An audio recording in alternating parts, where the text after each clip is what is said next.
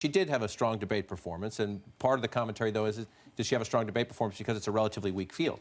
Is that part of her strength, and would a Biden have made it different? Would a field like 2008 have made it a different debate? But one of the big questions was, and I don't think she did give a terribly strong answer on her consistency. Keystone is part of that. On other issues, she has moved left. On a couple issues, she's moved right. But Hillary Clinton explaining here's one of them, the Keystone vote. Does this work? We know that if you are learning, you're going to change your position. I never took a position on Keystone until I took a position on Keystone. Yeah. She wasn't for it before she was against it, Peter. No, exactly. No, there was shades of John Kerry in 2004 who said he was for the Iraq funding before he was against it.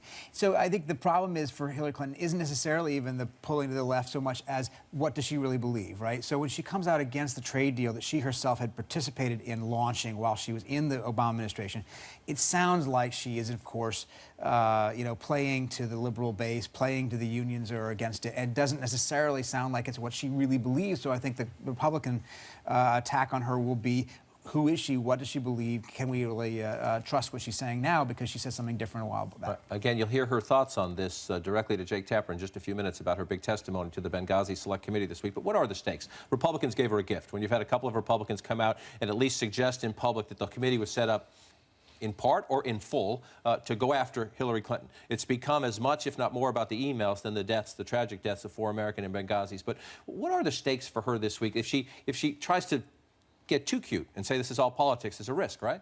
Well, there is a risk. And I do think that Republicans did her a real favor.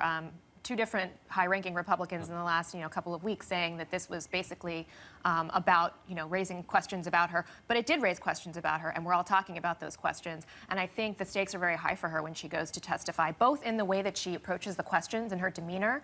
And does she come across as trustworthy, or does she come across as, her testimony in one of the first hearings on Capitol Hill about Benghazi, she came across as quite defensive. Right. And that really hurt her, I think. That clip from that hearing has been used in ads, and I think that she has to really be careful, and I'm sure her campaign is calculating this right now and trying to calibrate it. How she comes across, she needs to make sure that she's addressing the questions, but at the same time, not seeming to legitimize what she has said is a completely political and partisan exercise.